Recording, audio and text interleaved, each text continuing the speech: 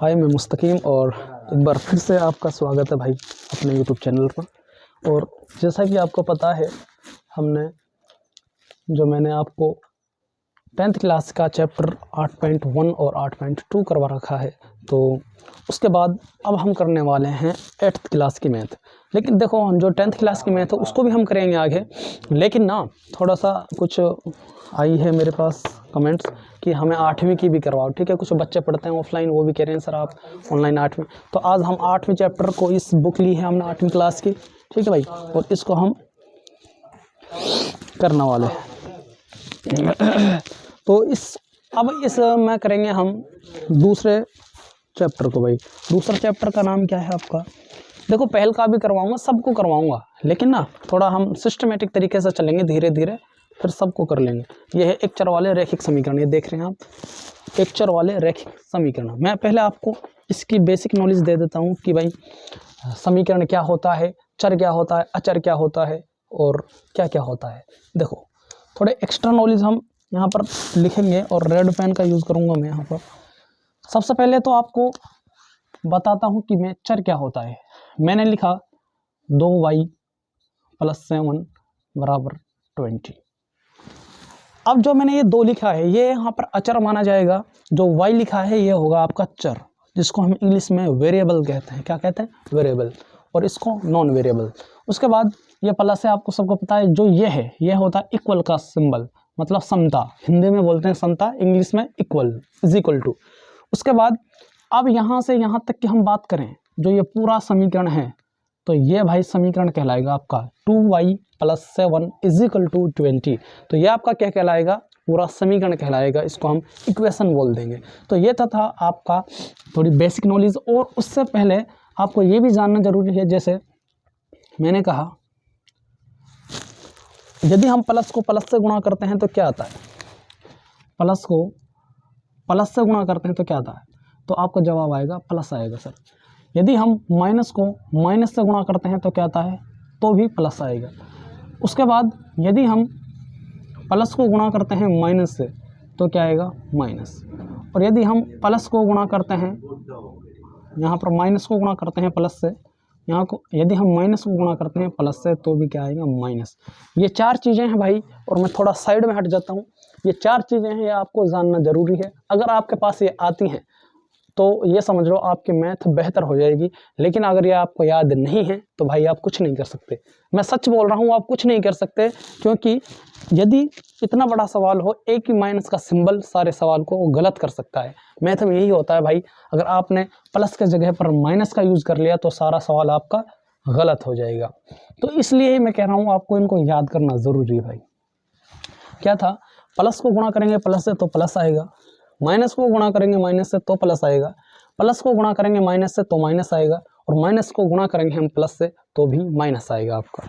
इतनी बातें आपको जानना जरूरी है इस चैप्टर में, और जो आगे भी इसकी प्रश्नावली होती हैं उसके अंदर। अब बात करते हैं हम, जैसे मैंने कहा यहाँ पर 7 है और यहाँ पर बराबर का चिन्ह। मुझे इस 7 को परली तरफ ले जाना है, बराबर के उस पार। एक ये इसमें फंडा होता है भाई, ये प्लस का 7 है, अगर मैं इसको इधर ले जाऊंगा तो ये माइनस का 7 हो जाएगा। किसका हो जाएगा? माइनस का 7। मान लो अब ये है 2 - 7। अब यहाँ पर ये 7 जो माइनस का ऑलरेडी है, तो अगर मैं इसको इधर ले जाऊंगा तो यह क्या हो जाएगा? प्लस का 7। कहने का मतलब ये है, अब मान लो ये प्लस का 7 है, इसको मैं इधर लाऊंगा तो ये क्या होगा आपका? ये इधर को माइनस का 7 हो जाएगा। तो क्या निष्कर्ष निकला इस चीज़ से? इस चीज़ से निष्कर्ष ये निकला, यदि हम = के कोई सिंबल आता है, उसको हम जो ये हैं सम नंबर्स हैं, इनको हम चेंज करते हैं तो क्या होता है? अगर ये प्लस का है, इधर लाएंगे तो माइनस का हो जाएगा। ये प्लस का है, अगर इसको इधर ले जाएंगे तो माइनस का हो जाएगा। कहने का मतलब, अगर इधर प्लस है तो इधर ले जाएंगे माइनस, यदि इधर माइनस है तो इधर ले जाएंगे प्लस। सिंबल चेंज हो जाते हैं। उसके बाद अब हम अपना क्वेश्चन करते हैं। ये थोड़ी आपको एक्स्ट्रा नॉलेज मुझे देनी थी, आप देख लें तब तक।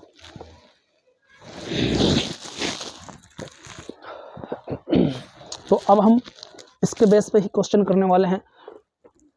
प्रश्नावली 2.1 इसको करने वाले हम। और क्या है भाई क्वेश्चन? क्वेश्चन पहला मैं लिख देता हूँ। क्वेश्चन बोल रहा है कि निम्न समीकरणों को हल करो। समीकरण हल करने हैं मुझे x - 2 = 7। तो यहाँ पर x की वैल्यू फाइंड आउट करनी है, बुक को रख देते हैं भाई। उसके बाद x की क्या करना, मान ज्ञात करना है। देखो जब x की वैल्यू ज्ञात करूँगा मैं, x को यहाँ पर लिख लेते हैं हम, बराबर को यहाँ लिख देते हैं, बराबर के क्या बता 7, लेकिन जो बराबर के पहली तरफ 7 बचा, अब क्या बचा, x आ गया, 7 आ गया, बराबर का निशान आ गया, क्या बचा यहाँ पर भाई, यहाँ पर सिर्फ 2 बचा, लेकिन किसका 2, माइनस का 2। अब मैंने बताया था आपको अभी यहाँ पर यदि ये बराबर के इस तरफ है, मैं बराबर का इस तरफ लाऊंगा इस 2 को, ये माइनस का है तो इधर का इसका हो जाएगा प्लस का, तो प्लस का 2, तो x की जो वैल्यू आएगी 9 आंसर आ जाएगा। वैसे अदर दोनों होते हैं, तो यही क्या था हमारा आंसर था। यही हमसे पूछ रहा था कि भाई x की वैल्यू क्या होगी। तो ये भाई हमारा फर्स्ट क्वेश्चन था। इस क्वेश्चन को इस तरह हैंडल किया जाता है। तो ये करवाया, ये फर्स्ट क्वेश्चन है, ये मैंने एक्स्ट्रा इन्फॉर्मेशन थी। उसके बाद अब हम देख लेते हैं दूसरा क्वेश्चन। चलो दूसरा क्वेश्चन भी छोटा ही है, यहाँ पर ही मैं करा देता हूँ। क्वेश्चन नंबर दूसरा क्या है, क्वेश्चन नंबर 2 है यहाँ पर y + 3 = 10। y + 3, ये प्लस है भाई, यहाँ पर प्लस है, y + 3 बराबर क्या था 10, y + 3 बराबर क्या था 10। तो अब यहाँ पर हमें y की मान निकालना है कि y का मान क्या होगा। तो सबसे पहले क्या करना है, y को यहाँ लिखेंगे, बराबर का सिंबल लगाएंगे, ये प्लस का था ये इधर आएगा, किसका हो जाएगा, माइनस का हो जाएगा। जैसे मैंने करवाया आपको, यहाँ पर y की वैल्यू ज्ञात करनी है मुझे, तो यहाँ पर 10 आया, क्या बचेगा +3। अब ये बताया था ये प्लस का, तो इधर को क्या हो जाएगा भाई, माइनस का हो जाएगा। तो y बराबर क्या हो जाएगा, यदि 10 में से मैं 3 घटाता हूँ क्या होता है 7, तो यहाँ पर y बराबर क्या था 7। यहाँ पर जो y की वैल्यू है कितनी आएगी भाई, 7 आपका आंसर है। ये है भाई आपका आंसर। तो क्वेश्चन नंबर पहला और दूसरा मैंने आपको करा दिया है। क्वेश्चन नंबर तीसरे की बात करते हैं। तीसरे क्वेश्चन को भी मैं यही करा देता हूँ भाई आपको, ठीक है, क्योंकि छोटे छोटे क्वेश्चन है तो मुझे बार बार वीडियो स्टॉप करने की ज़रूरत भी नहीं रहेगी और हम यहीं पर अपने क्वेश्चन को कर लेंगे। क्वेश्चन नंबर 3, क्वेश्चन नंबर 3 क्या कहता है भाई, यहाँ पर 6 बराबर z + 2, यहाँ पर ये है भाई।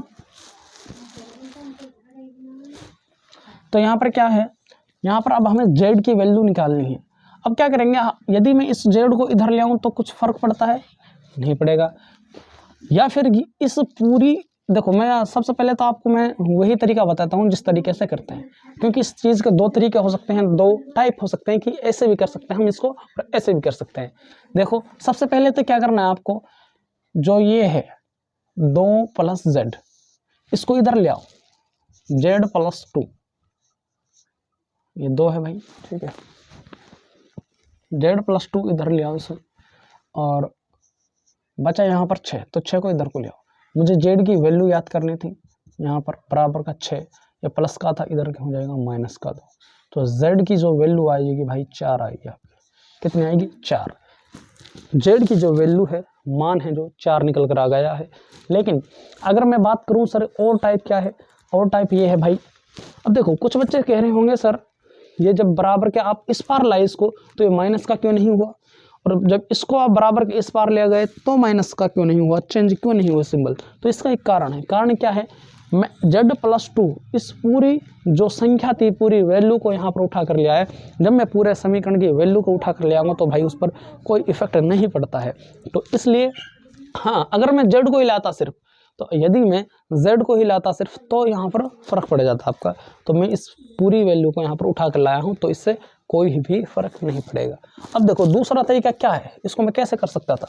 मान लो मैं यहीं लिख देता हूँ इसको, 6 बराबर z + 2, ये क्वेश्चन था हमारा। तो इसको करने का क्या तरीका है, तो मुझे z की वैल्यू निकालनी थी। यहाँ पर z लिखा मैंने +2, या फिर z को मैं क्या करता हूँ इधर को ले आता हूँ, तो भाई माइनस की z बन गई, यहाँ पर किसकी बन गई, माइनस की z। अब यहाँ पर क्या बचा, क्योंकि z को मैं इधर ले आया भाई, तो माइनस की प्लस की z थी, माइनस की z बन गई। यहाँ पर 2 बचा सिर्फ हमारा। अब यहाँ पर यह बचा था 6, ये प्लस का इधर जाएगा माइनस का 6, सॉरी 6 माइनस का 6, मैं 8 लिख रहा हूँ, 8 नहीं आएगा, माइनस का 6 आएगा यहाँ पर।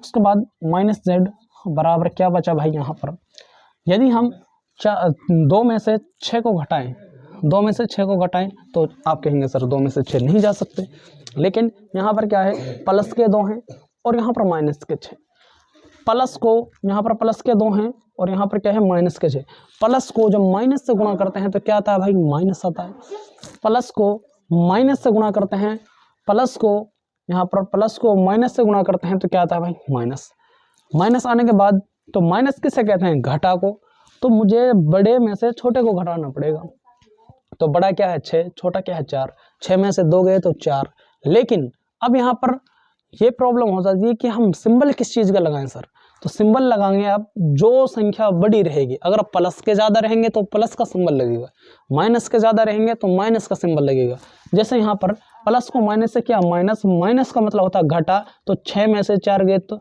6 में से 2 गए तो 4, लेकिन किस चीज़ के 4, माइनस के या प्लस के, तो आप कहेंगे सर माइनस के 6 ज़्यादा हैं, तो यहाँ पर माइनस का सिंबल लगेगा भाई, क्या लगेगा, माइनस का निशान लगेगा।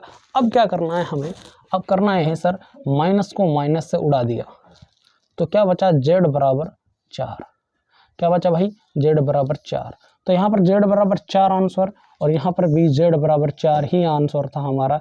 तो आपके ऊपर डिपेंड करता है कि आपको कौन सा तरीका अच्छा लगता है, आप पहले से तरीके से भी कर सकते थे, दूसरे तरीके से भी कर सकते हैं, सारी वैल्यू को उठा कर ले आओ, इसको इधर रख दो, सोल्व कर दो, या फिर सिर्फ जेड को इधर ले आओ, ये प्लस की जेड थी इधर माइनस की हूँ, यहाँ पर 2 बचा ऐसे की ऐसे, और जो यहाँ पर 6 था ये प्लस का था, इधर को आया बराबर का इधरली तरफ तो माइनस का हुआ, यहाँ पर हमने आगे इसको सोल्व आउट कर लिया। ठीक है भाई, यहाँ पर मैंने पहला, दूसरा, तीसरा और चौथा, नहीं सॉरी तीसरा, 3 क्वेश्चंस करा दिए हैं आपको। क्वेश्चन नंबर 4 हम करेंगे इनको रफ कर कर। ठीक है भाई, अब मैं इनको रफ कर देता हूँ, तब तक आप देखें एक बार इनको कि किस तरह से हैं।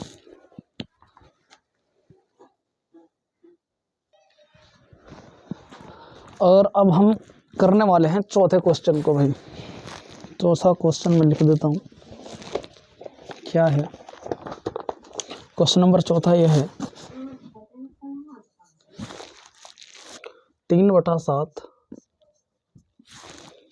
प्लस x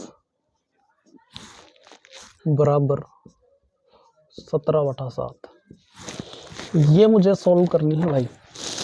तो क्या है, यहाँ पर भी x का मान ज्ञात करना है। वैसे मैं आपको एक बात बताता हूँ, देखो मैं ज़्यादा, आप ये मत समझना कि यार ये ऐसे बता रहे हैं इन चीज़ों को,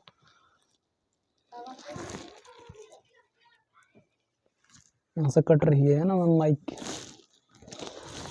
जो ये क्वेश्चन है ना, इन क्वेश्चंस को मेरे पास बच्चे आते हैं पढ़ने के लिए ट्यूशन के, और वे बच्चे हैं 3री क्लास का, कोई 4थी का और 5वीं का। ठीक है भाई, 8वीं के भी आते हैं, 10वीं के भी आते हैं, खैर उनकी बात मैं नहीं कर रहा, मैं सिर्फ कर रहा हूँ 3री से 6ठी के तक बच्चों की। तो अगर उनको ये क्वेश्चन दे दूँ ना मैं, तो वे इसको सोल्व कर सकते हैं। क्यों? क्योंकि मैं उनका जो मैथ का लेवल है मैंने इतना अच्छा कर दिया है, मैंने यहाँ तक के लेवल को उनको समझाया, तो वे इस तरह के क्वेश्चनों को भाई साहब फटाफट कर देते हैं। ठीक है, मैं वो नहीं कर रहा घमंड में आकर, बस बता रहा हूँ आपको कि हमारे छोटे छोटे बच्चे भी इन क्वेश्चनों को कर देते हैं। अब देखो भाई, इस क्वेश्चन को करने का तरीका क्या है, 3/7 प्लस में x बराबर 7/17। अब क्या करना है मुझे, देखो ये प्लस का है, अगर मैं इस 3/7 को इधर ले जाऊं तो कुछ फर्क पड़ेगा? आप कहेंगे सर 3/7 प्लस की है, जो इधर जाएगा तो माइनस का हो जाएगा। अब देखें आप यहाँ पर x को ऐसे ही रहने दो, x बराबर, ठीक है भाई, यहाँ पर 17/7 है। उसके बाद क्या करना है आपको, जो ये 3/7 है ये प्लस की वैल्यू है, अगर मैं इसको प्लस की को बराबर के उस पार ले जाऊँगा तो किसका हो जाएगा, माइनस का 3/7। क्या हो जाएगा, माइनस का 3/7। यहाँ तक क्या है, x बराबर 17/7 और माइनस 3/7। देखो एक बात हमेशा ध्यान रखना, जब जो अंश होता है, सॉरी हर होता है, जो नीचे वाला हर होता है डिनोमिनेटर, तो ये अगर सेम हो जाए, ये 7 है ये 7, तो यहाँ पर सेम टू सेम है, तो यहाँ पर बहुत आसानी से क्वेश्चन को किया जा सकता है। एक बार आप एलसीएम लेते हैं हम इनका, लेकिन 7 और 7 का एलसीएम लेंगे तो क्या आएगा, 7 ही आएगा। तो इससे बेहतर तो चाहे कितनी ही लंबी संख्या आपको यहाँ पर 7 आ जाए, यहाँ पर भी 7, तो क्या करना है, सिर्फ एक बार आपको 7 लिख देना है, सिर्फ एक बार उस संख्या को लिख देना है। तो यहाँ पर ऊपर की संख्याओं को ऐसे कैसे घटा दो, अगर वहाँ पर जोड़ है तो जोड़ दो, लेकिन घटा का है तो घटा दो। तो हमारे सवाल में क्या है, घटा, और यहाँ पर x हमारा बच ही रहा था। तो 17 में से 3 जाए तो कितना होता है, 14, भाई 14 ही बचा ना, 17 में से 3 जाए 14 बटे में 7, यहाँ पर x बराबर इतना, 7 1 7 7 दूनी 14। तो x की जो वैल्यू है क्या आई भाई 2। तो यहाँ पर हमारा x का मान है जो कितना आया 2, यही हमारा आंसर था। देखें भाई आप, तब तक बहुत ही आसान क्वेश्चन था। तब तक मैं और दूसरा क्वेश्चन देखता हूँ।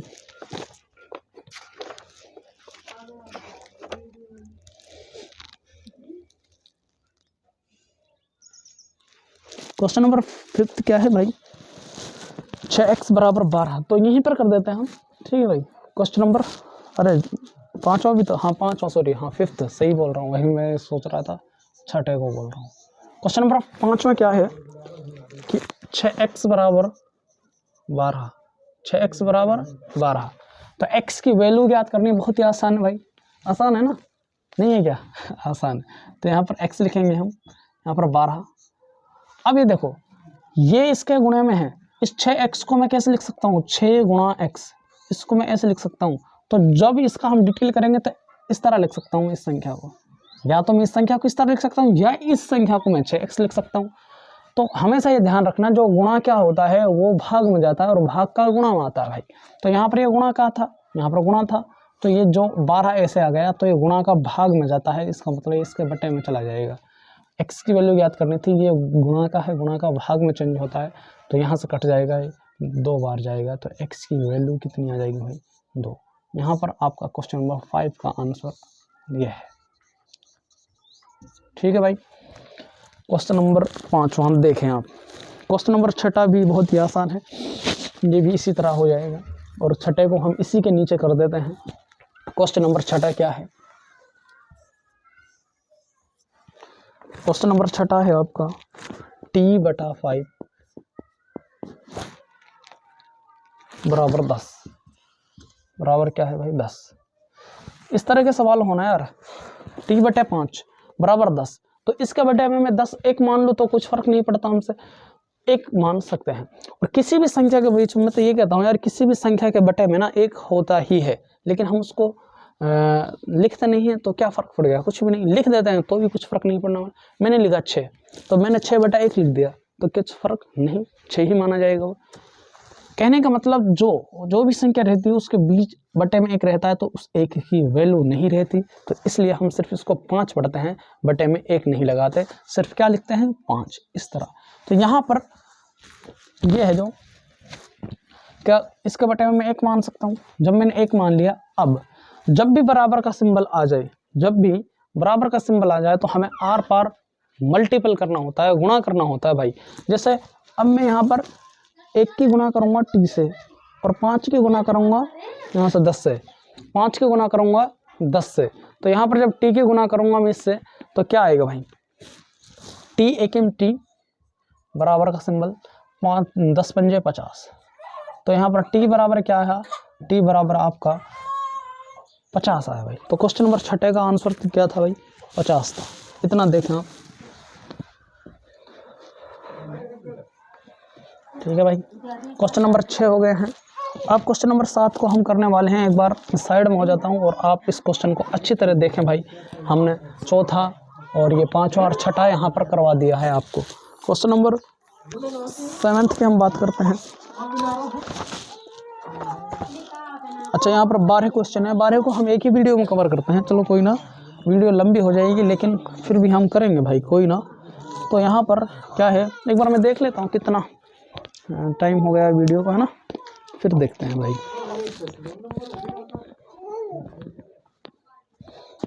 आ, 19 मिनट की हो गई। खैर चलो, मैं थोड़ा फास्ट करा देता हूँ आपको, आपके समझ में भी आ जाएगा और हमारा काम जल्दी भी हो जाएगी। एक ही वीडियो में निपटा डालते हैं इसको। क्वेश्चन नंबर 7 क्या है भाई, क्वेश्चन नंबर 7 यहाँ पर कर लेते हैं।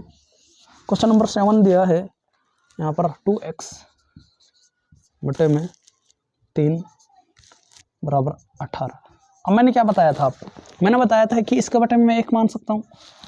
1 मानने के बाद मुझे बराबर का सिंबल था, अभी जिस तरह यहाँ पर सेम किया था उसी तरह सेम कर देंगे कि इसकी गुणा इससे, इसकी गुणा इससे कर देंगे।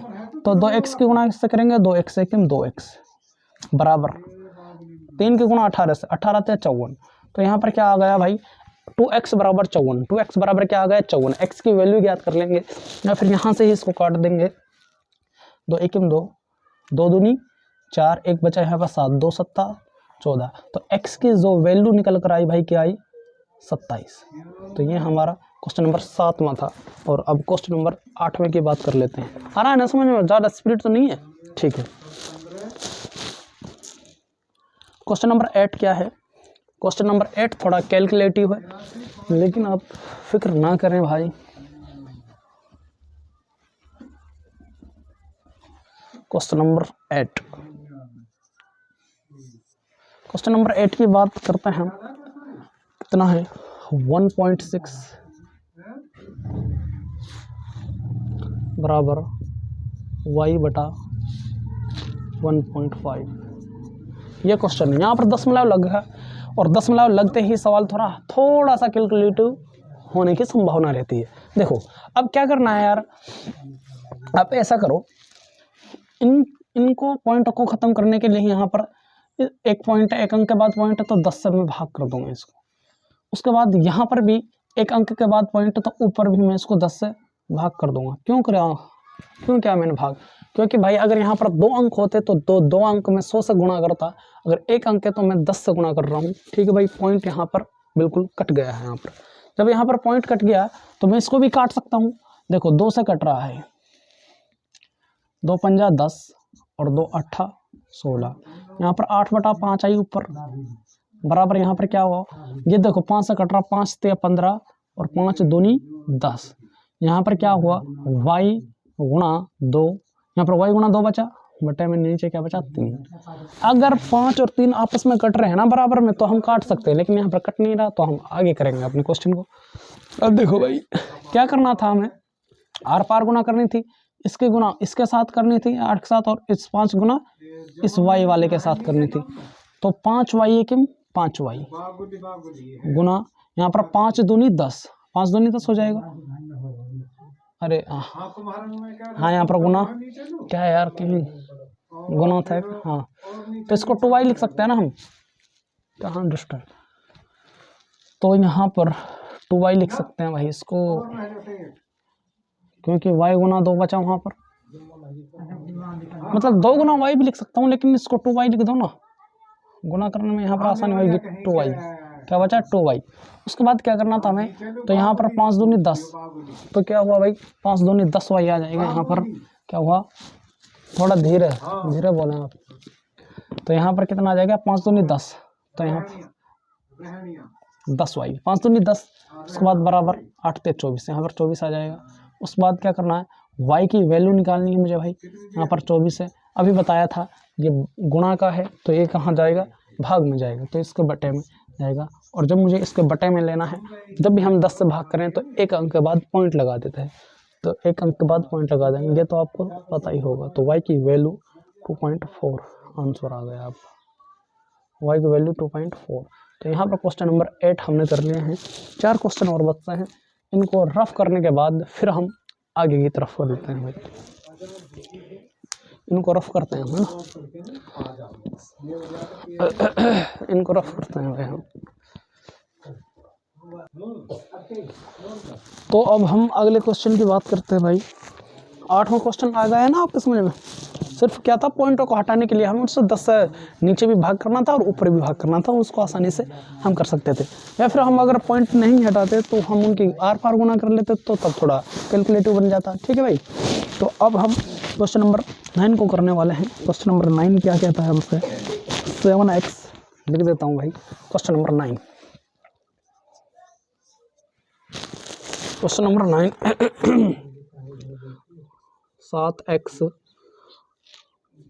- 9 बराबर 16। ठीक है, ये क्वेश्चन था, ये मारकर दूसरा आ गया क्या, ये वाला कौन सा, तो ये है भाई, ये क्वेश्चन है। एक बार आप ट्राई करें, तब तक मैं इसमें साइड डाल देता हूँ। हेलो,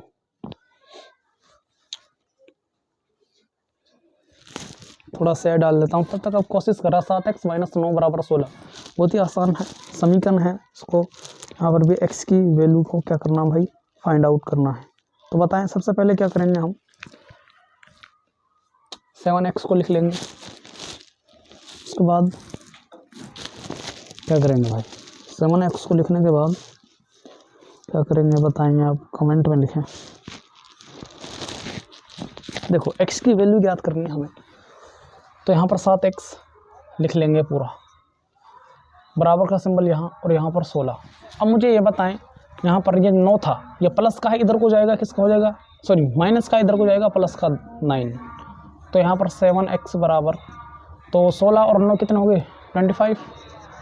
तो x की जो वैल्यू निकालेंगे हम 25, यहाँ पर ये कितने भाग में जाएगा, गुणा का है भाई, क्योंकि बटे में जाएगा, 27/10। तो x की वैल्यू जो होगी 25/7 होगी। इसको हम डायरेक्ट एग्जैक्ट भी कर सकते हैं, लेकिन हमें एग्जैक्ट करने की कोई ज़रूरत भी नहीं है।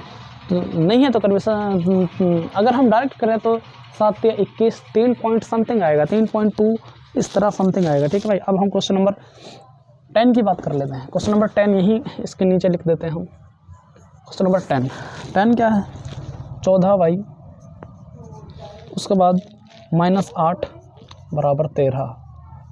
ये क्वेश्चन नंबर हमारा 10वां क्वेश्चन नंबर 10वां था भाई। एक बार आप हमसे पढ़ें भाई, उसके बाद आपको कोई प्रॉब्लम नहीं आने देंगे मैथ के अंदर। बस रिक्वेस्ट है कि चैनल को सब्सक्राइब कर लें और प्रेस कर लें बेल आइकन को, क्योंकि तब मैं वीडियो डालूंगा वो आपके पास आ जाएगी।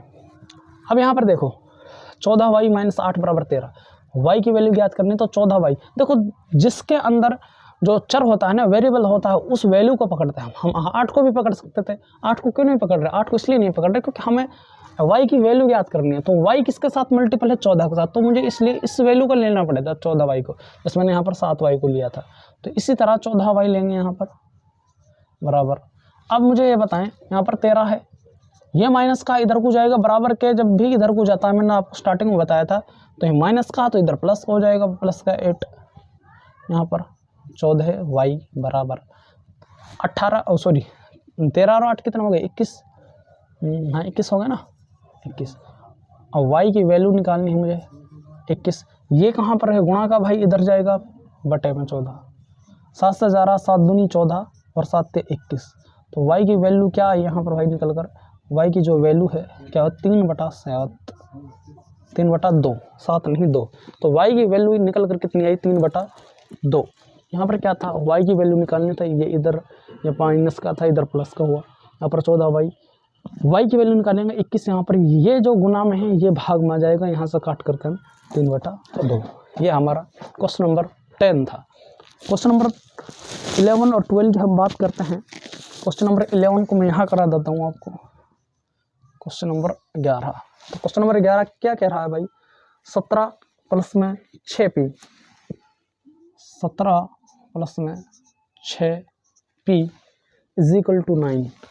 यहाँ पर p की वैल्यू याद करनी भाई। क्वेश्चन बहुत ज़बरदस्त और आसान है, और ये आपके 2 क्वेश्चन तो आने ही आने भाई सब आपके पेपर में इस टॉपिक से, मतलब 2.1 की बात कर रहा हूँ मैं सिर्फ, बाकी और तो 2.2 है आपके, उसमें और अच्छे क्वेश्चन है, लैंग्वेज दे रखी है, उसके अंदर डाटा दे रखा है। इसमें क्या करना है भाई, आपको p की वैल्यू निकालनी है। तो 6p, अब आप कहेंगे सर 17 को क्यों नहीं ले रहे, नहीं लूँगा क्योंकि मुझे 6p की वैल्यू निकालनी है। p की क्या वैल्यू आ सकती है, तो 6p लिखूँगा मैं यहाँ पर बराबर, यहाँ पर 9 है, 9 लिख दिया। ये प्लस का, अब देखो प्लस के 17 हैं, ये 17 हैं जो प्लस का है, इधर जाएगा माइनस के 17 आ जाएंगे भाई। इतना देखें आप, इतना देखें, ठीक है भाई, बहुत ही आसानी से। यहाँ पर क्या करेंगे, अब ये प्लस है, ये माइनस है। जब भी हम प्लस को माइनस से करते हैं क्या आता है, माइनस आता है। तो माइनस किससे कहते हैं, बताइए ना, माइनस किसको कहते हैं, घाटा को कहते हैं। तो यहाँ पर बड़ी वैल्यू के अंदर से छोटी वैल्यू को घटा लेंगे, ठीक है भाई। तो छोटी क्या है और बड़ी क्या है, बड़ी 17 है, 17 में से 9 जाए तो कितना बचे 8, 8 9 17। तो यहाँ पर 6p बराबर 8। लेकिन किस चीज़ के, मैंने क्या बताया था, जो अगर माइनस का ज़्यादा तो माइनस का सिंबल लगेगा, प्लस का ज़्यादा तो प्लस का लगेगा। तो यहाँ पर माइनस का 8। तो p बराबर -8 बटे में 6, 2 तिया 6 और 2 चौके 8, जो p की वैल्यू होगी -4/3। यही आपका आंसर होगा क्वेश्चन नंबर 11 का। ये है आपका क्वेश्चन नंबर 11। और आज का लास्ट सवाल क्वेश्चन नंबर 12, इसको हम यहाँ पर समझाते हैं। इतना देखें भाई, आप मज़ा आ रहा है ना सेशन में, तो मज़ा आ रहा है ना भाई, सब एक बार लाइक कर दें यार वीडियो को। उसके बाद क्वेश्चन नंबर 12 की बात कर लेते हैं हम। क्वेश्चन नंबर 12, क्वेश्चन नंबर 12 क्या कह रहा है हमसे? क्वेश्चन नंबर 12 कह रहा है भाई x बटा 3 प्लस 1 बराबर 7/15, 1 बराबर 7/15। ये क्वेश्चन नंबर आपका भाई 12वां था। और 12 के अंदर सिर्फ 2.1 के अंदर आपके कितने सवाल हैं? 12 थे, जो कि 11 मैंने करवा दी हैं, 12वें को हम करने जा रहे हैं। उसके बाद हम अगले प्रश्नावली करेंगे अगली वीडियो में 2.2 को। इसमें थोड़ा डाटा दे रखा है, इसको हम बहुत तरीके से अच्छी तरह से आप भूल ही नहीं पाएंगे, इतनी अच्छी तरह से ज़बरदस्त समझाएंगे आपको। बस ये है कि आप बने रहे हमारे साथ। अब देखो ये यहाँ पर 1 था, अब यहाँ पर 1 है, इसके बटे में मैं 1 मान सकता हूँ ना? मान सकते हैं सर, क्यों नहीं मान सकते? तो अब मैं इनका क्या लूँगा? एलसीएम लूँगा। क्या लूँगा? इनका एलसीएम लूँगा मैं। तो इनका एलसीएम कितना आएगा? इनका एलसीएम कितना आएगा? इनका दोनों का, इनका एलसीएम लेते हैं 3। देखो यार भिन्न होते हैं, ये भिन्न होते हैं, तो भिन्न को हम समझना ज़रूरी है। मैं या तो आपको एक सेपरेट वीडियो बना दूंगा, इस तरह करें। बराबर का आ जाए तो मल्टीपल नहीं करते, डायरेक्ट क्रॉस मल्टीप्लाई करते हैं। अगर बराबर का सिंबल आ जाए तो इस तरह से हम इन चीज़ों को करते हैं। यहाँ पर प्लस का आ जाता है, तब भी हम क्या लेते हैं भाई? एलसीएम लेते हैं। तो इनका 3 और 1 का एलसीएम कितना है? 3।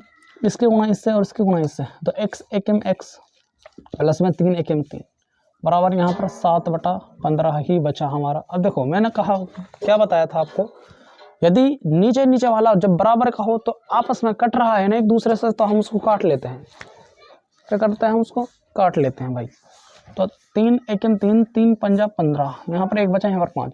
अब क्या करना था? आर पार गुना करनी थी, इसकी गुना इससे और इसकी गुना इससे। जब मैं इसकी गुना इससे करूँगा तो 5x एकम 5x बचा, प्लस में 5 दिया, यहाँ पर 15 बचा, बराबर यहाँ क्या हुआ?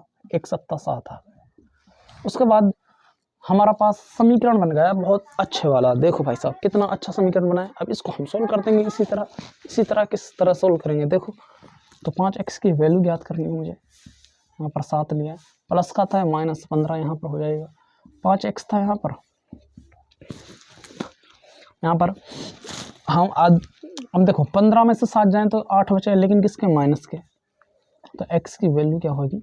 -8/5। यही भाई साहब आपका 12th का आंसर था। क्या था भाई? आपका 12th का आंसर था। बस इतना ही, और अब मिलेंगे आपको हम अगली वीडियो में। ठीक है भाई, इतना देखें आप।